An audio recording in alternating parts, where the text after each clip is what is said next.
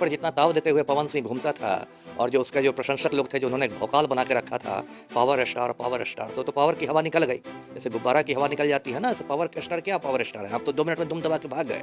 और जो अक्षरा सिंह है जो कभी एक ज़माने में आपकी मतलब प्रेमिका भी रही थी और अक्षरा सिंह से मतलब ये तो जले पर नमक छिड़कना हुआ ना। अब पवन सिंह जैसे लोग जो होते हैं, जो मैं खुल के कह रहा हूँ, इन लोग का कोई सिद्धांत नहीं रहता, कोई उसूल नहीं रहता।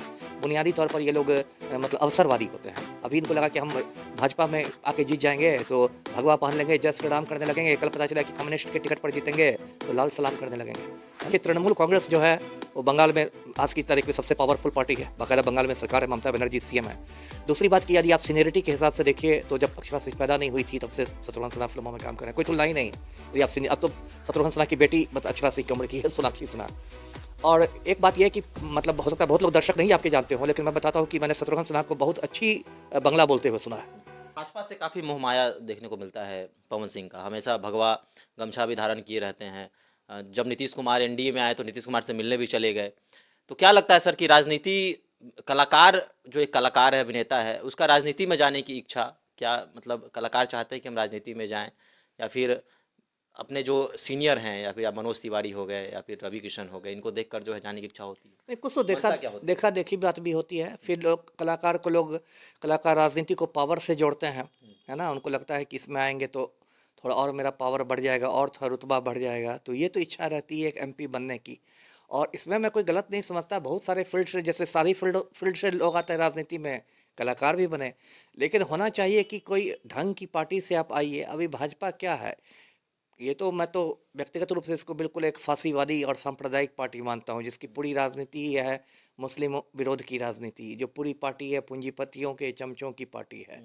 तो अब पवन सिंह जैसे लोग जो होते हैं, जो मैं खुल के कह रहा हूँ, इन लोग का कोई सिद्धांत नहीं रहता, कोई उसूल नहीं रहता। बुनियादी तौर पर ये लोग मतलब अवसरवादी होते हैं। अभी इनको लगा कि हम भाजपा में आके जीत जाएंगे तो भगवा पहन लेंगे, जय श्री राम करने लगेंगे, कल पता चला कि कम्युनिस्ट के टिकट पर जीतेंगे तो लाल सलाम करने लगेंगे, है ना? इन लोग का कोई ये नहीं है, कोई सिद्धांत नहीं है, कोई उसूल नहीं है। बेसिकली ये लोग डगरा के बैगन है। जिधर देखते हैं कि इधर मलाई मिलने की उम्मीद है उधर चले जाता है। मुझे नहीं लगता कि पवन सिंह इतना गंभीर आदमी है कि उसने कभी गंभीरता से देश के मुद्दों पर सोचा भी होगा। सर एक अनुभवी राजनेता, एक अनुभवी कलाकार कह सकते हैं, अभिनेता कह सकते हैं, शत्रुघ्न सिन्हा, उनके सामने पवन सिंह को टिकट मिलता है। अब टिकट काट कर अक्षरा सिंह का नाम आ रहा है, तो क्या सर एक सीनियर को छोड़ के, एक शत्रुघ्न सिन्हा के सामने तो थे ही पवन सिंह, अब एक दुश्मन यानी कि अक्षरा सिंह खासकर दुश्मन ही कही जाती है पवन सिंह की, तो पवन सिंह के लिए क्या सर खेला हो गया? हाँ, अब तो हो ही गया एक तो मतलब इसको तो कहते हैं कि मतलब नाक तो कट ही गई।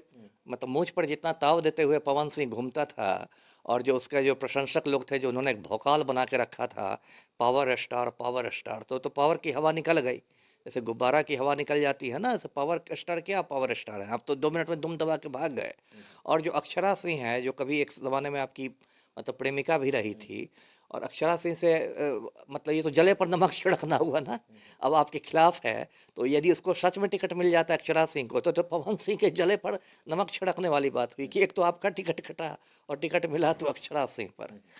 और अक्षरा सिंह को भी ऐसे करना नहीं चाहिए क्योंकि उसने बीच में जन स्वराज ज्वाइन किया था।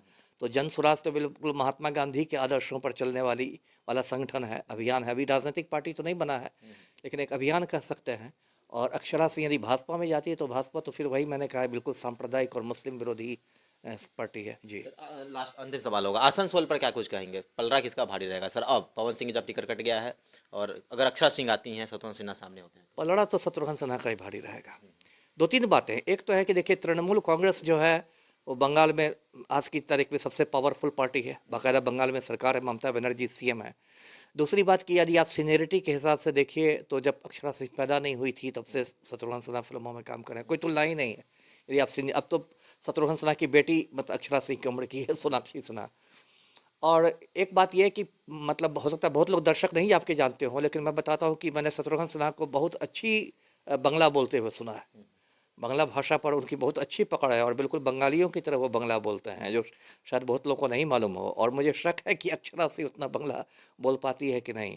तो वो तो बंगाल में तो बांग्ला बोलना आपका एक एडवांटेज हो ही जाएगा। तो इसलिए मुझे नहीं लगता कि ये लोग शत्रुघ्न सिन्हा से भाजपा वो सीट छीन पाएगी आसनसोल की।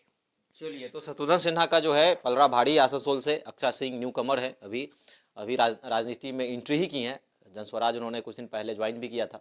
तो आसनसोल से आपका क्या कहना है? पवन सिंह का पत्ता कट गया है, अक्षय सिंह का नाम सामने आ रहा है, सामने शत्रुघ्न सिन्हा है, किसकी पकड़ मजबूत है? हमारे साथ जरूर साझा करें। धन्यवाद।